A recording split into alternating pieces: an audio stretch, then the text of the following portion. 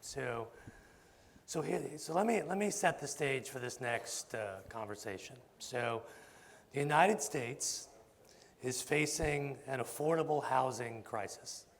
So you're saying, well, what does affordable housing have to do with fintech? Well, we're talking about financial wellness, and there's nothing more fundamental to someone's financial wellness than the cost of their shelter, right?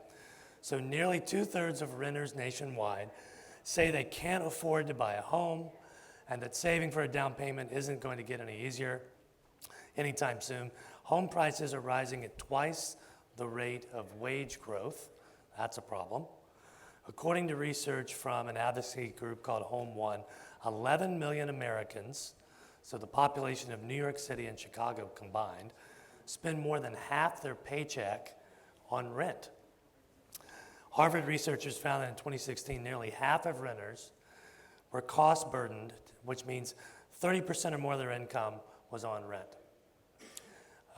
One other stat, the National Low Income Housing Coalition found that a renter working 40 hours a week and earning minimum wage can afford a 2-bedroom apartment and not be cost burdened in exactly 0 counties. So there's no place in the US where 40 hours a week minimum wage gives you a place to live. And so that sets the stage. So Atticus, that's some stats, but you've been working in this space. So give me some of your perspective on what is this problem with affordable housing? What are the things that are causing it? Some of the root causes, and kind of help set the stage for us.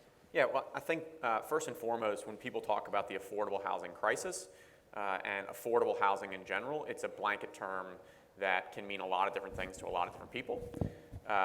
Generally speaking, when people talk about affordable housing, it's anyone earning from $0 up to 120% of the area median income, which obviously covers a lot of groups, a lot of family sizes. For us, we work primarily with lower income folks. Our average income served is $21,000 a year, and we serve singles and couples. So it's a very small part of an enormous market. And the way I think about it is there are a lot of companies that serve, if you've heard of the term co-living, that serve this market where it's typically millennial young professionals who are in high-cost cities who have a choice between living in, call it Smyrna in Metro Atlanta or West Midtown, right? And they want the ability to afford to live in West Midtown. But they still have a choice on where to live. And the population that we're serving is really choosing between no reasonable living accommodations and actually having a decent place to call home. About 40% of our population was in some sort of functional homelessness over the last 2 years, whether that was living in a shelter, spending nights in the airport, really a very unstable housing situation. And for us, it's not just about housing. We think about how do we leverage housing as a vehicle to create financial independence. And so that's really the tie-in to the fintech side of things. As you mentioned, housing is the biggest part of anyone's budget. It's 30 to 35% recommended, in many cases more than 50%. And so we think that if we can start to address housing as a fundamental underlying cause of financial instability, then we can really start to address the problem. And we do so by taking on housing, and we have an all-inclusive solution, so all utilities included, and then we're working on transportation as well. We move people much closer to their place of work. Okay, excellent. So if I could ask Maggie and our AV team in the back of the room to change our title slide so folks know the topic that we're on today. Thank you. So that sets the stage. So in the panel that we just saw, we heard some founder stories. Mm-hmm. And it's always interesting to hear when there are new companies that are being born, kind of the story of the founder and where the idea came from. And so your career, you were in real estate generally, you were in that space, but how did you move to being a tech company founder? It's sort of an interesting path. Sure. Maybe talk a bit about that. Yeah, it's a long, winding road. So I've been an entrepreneur now for 14 years. I left my last full-time job about 10 days before I got married in 2005. My father-in-law was not particularly happy with me. But But yeah, I started buying houses in the crash. My first company as commercial broker had pretty much collapsed with the financial downturn. And I saw this opportunity to buy homes and entered the affordable housing arena in 2008 and started buying single-family homes and apartments.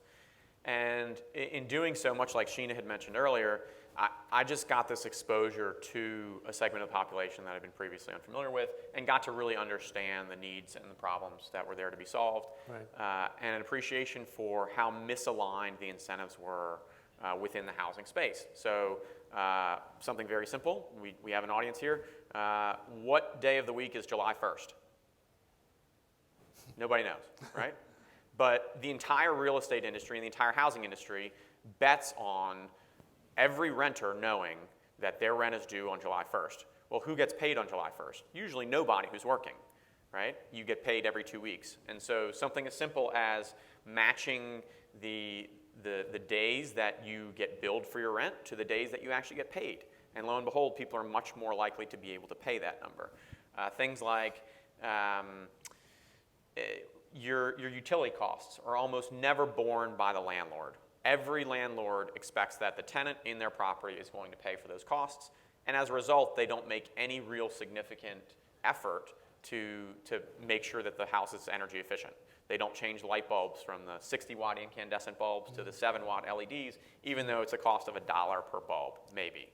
And so looking at all of these things and how they ultimately affected housing stability and put people out on the street, and then doing the quick math of how many people earn minimum wage in this country, and what does that mean for what they can afford? And the reality was that math in Atlanta, or pretty much anywhere for federal minimum wage, gets you to an apartment cost of $435 a month. How many apartments are available in Atlanta for $435 a month? None. So what do all of those people do? And that was the big light bulb for me, starting in early 2009. And after I had built up a couple of successful real estate companies and local ventures that were producing well and had a leadership team in place that could manage those, I wanted to see, okay, how do we actually address this problem in a scalable way that can create transformative life impacts for people across the country? And that was really when I decided, I don't know anything about technology, but this has to be a technology company because I can't go buy every house in the United States. What I need to be able to do is to demonstrate for all of those other owners across the country how they have the ability to change lives by implementing our business model and looking at this all-inclusive housing solution. And effectively, our sales pitch to them was how they could make more money creating affordable housing than they could through private market alternatives. And it was, we wanted to make affordable housing possible by also making it profitable for those underlying investors and align those incentives between investors, residents, and communities. So let's talk a little bit more about kind of how the platform works. So I guess the comparison that comes to mind is Airbnb, like the Airbnb for affordable housing. But there are some unique challenges here, right? You have zoning that becomes an issue. I know we talked a bit about that. So talk about the kind of the experience for someone who's looking to use your app and how it all comes together and how you're able to overcome some of those issues like zoning and so forth. Sure. Yeah. So two very different issues between the resident side and the zoning side. I'll address the resident side first. Effectively, somebody can come to our site much like they do Airbnb, and they can apply for membership and view a list of available rooms within the Metro Atlanta area. We've created about 260 units of housing in the Metro Atlanta area over the last 12 months, and they move through a traditional process. They get background checked, they supply income verification, and then we do a culture interview to figure out exactly what their goals are and what's most meaningful to them, because we want folks who are also mission aligned that come into the home and ultimately want to use this not just as a quote-unquote room for rent, but also as a vehicle for financial independence. Right. And that process works about as seamlessly as I guess it could, given how challenging it is to build technology. But it's been a learning curve for me as a non-technical founder, but it's going well, and right now we're moving people in as quickly as a day and a half, up to about a week, depending on what the approval process is and how quickly they can get things turned around. On the zoning side, Right. yeah, different story. Right. We are currently allowed in the state of Georgia in virtually every single family jurisdiction based on the way that the state defines a person. There are a lot of municipalities that try to restrict, effectively it's class-based segregation, which is also very much associated with race-based segregation. And the way that they do that is they will try to limit the number of unrelated people that can live in one single-family home. In Cobb County, not more than 2 unrelated people are allowed to live in a home together, which is insane. Especially when you consider that Kennesaw State University is right there. Like, how many college towns have we ever been to? How many of us in this room have ever lived with more than one unrelated person? Like, Right. Everybody, right? Well, it's interesting because I have a daughter who is going to be a senior in high school, and she's going through and doing college tours. And the process you described for arranging your roommate about matching and houses doesn't sound that different than what Pad Split is doing. Yeah, it's very similar. And they're right next, like you're saying, zoning-wise, they're right next to a university going through the same sort of process with their students. Yeah. So it's ultimately a question of, do the people that serve our community, all of the people that are serving us breakfast this morning at the hotel, a lot of people that work in hospitality, food service, et cetera, do the people that serve our community and ultimately help our city function deserve to live in our communities? And for us, the answer to that question is a very obvious yes.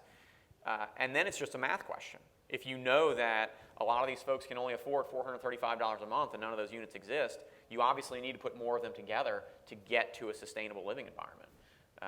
And how do you make that work? And so we do it by splitting up those units and sharing, and obviously the more people you can get into a unit and still have a reasonable amount of space, and for us that number is about 250 square feet on average, then the more affordable you can be. In the state of Georgia, the way that we get around those Cobb County type issues, but those are ubiquitous throughout the state. City of Atlanta actually has a proposal now to reduce the number of unrelated parties that can live together.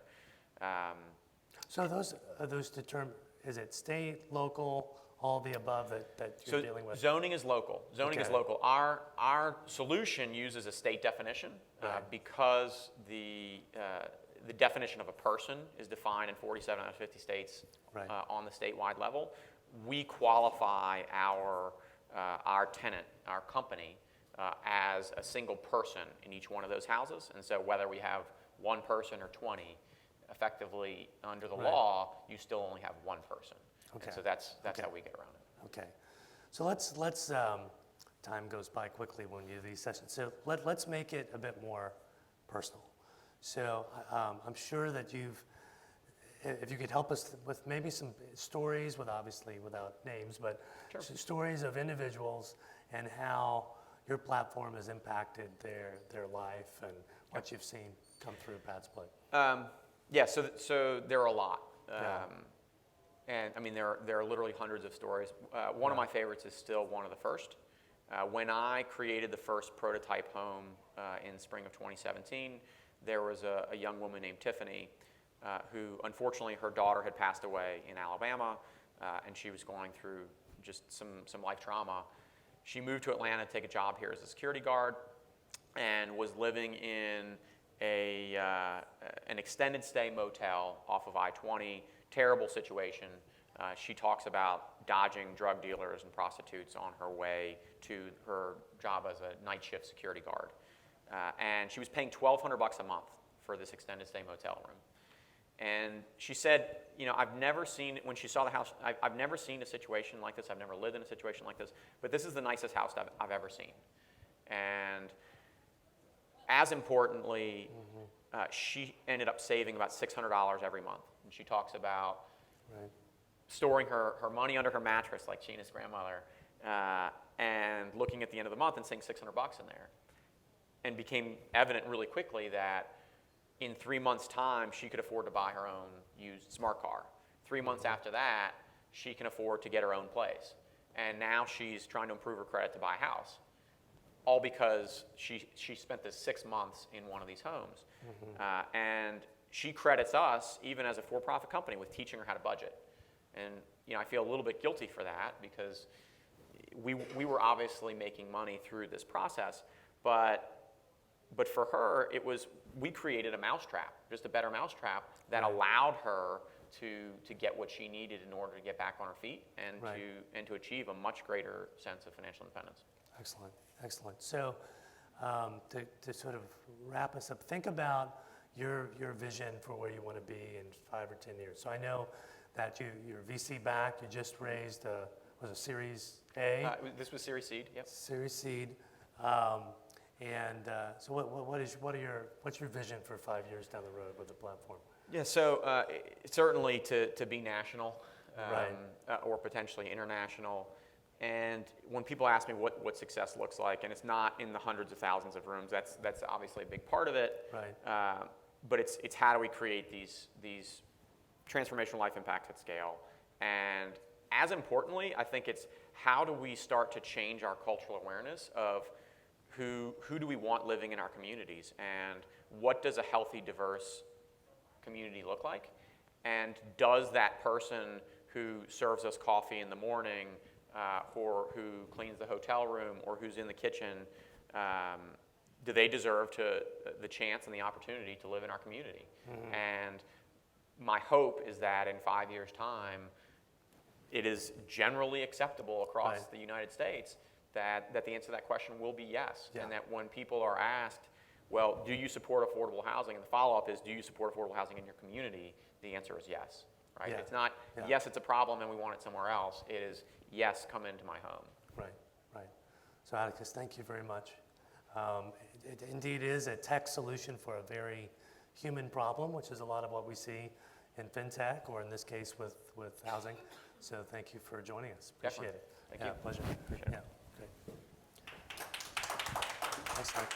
So we're gonna break just for a couple of minutes to kind of get ready for our next panel, and I think I'm going to send out a notification on the app about what's happening here.